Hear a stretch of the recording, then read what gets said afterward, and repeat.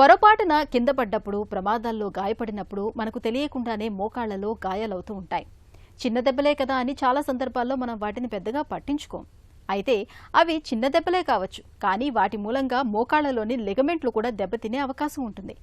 Ligament గాయాలను నిర్లక్ష్యం చేస్తే అవి క్రమంగా పాడైపోయే అవకాశం ఉంటుంది. లిగమెంట్ గాయాలకు ఒకప్పుడైతే పెద్దగా కోతలు పెట్టి సర్జరీ చేసేవాళ్లు. అయితే ఆర్థోస్కోపీ అందుబాటులోకి వచ్చాక చర్మంపై ఎలాంటి కోతలు పెట్టకుండానే దెబ్బతిన్న లిగమెంట్లను చక్కగా మరమ్మతు చేస్తున్నారు. లిగమెంట్ గాయాలకు ఆర్థోస్కోపీ చికిత్స గురించి ఇప్పుడు తెలుసుకుందాం. సో ఆర్థ్రోస్కోపీ అంటే అది ఒక సర్జరీ పద్ధతి. So knee joints, hip joints, ankle జాయింట్స్లో ఏదైనా మనం ప్రోబ్ లోపల పెట్టి దాన్ని టీవీ కెమెరాలో చూసి సర్జరీ చేసేదాన్ని ఆర్థ్రోస్కోపిక్ సర్జరీ అంటారు. ఇప్పుడు ఆర్థ్రోస్కోపీ సర్జరీ చేసేది చాలామందికి పెయిన్ తక్కువ ఉంటుంది, డే కేర్ సర్జరీ మీద చేస్తాం, కానీ ఇది ఎవరికి చేస్తాం ఇది.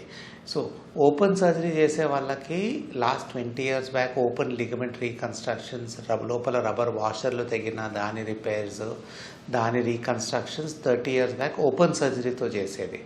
ఇప్పుడు లాస్ట్ 20 yearsలో అది ఆర్థ్రోస్కోపీ ద్వారా చేస్తున్నారు.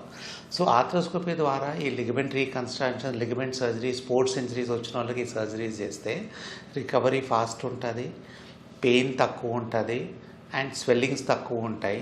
95% ఆఫ్ ఆర్థ్రోస్కోపిక్ సర్జరీస్ చేసేది నీ అండ్ షోల్డర్స్ కోసం.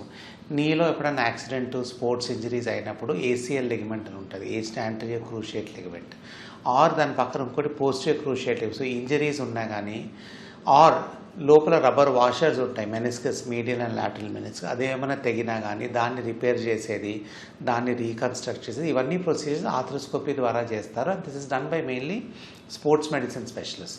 సో ఈ సర్జరీస్ యూజువలీ యంగర్ ఏజ్ గ్రూప్లో ఉంటాయి, 15, 20, 25, 30, 40 వరకు. ఓల్డర్ ఏజ్ గ్రూప్లో యూజువలీ ఈ ప్రాబ్లమ్స్ అంత రావు.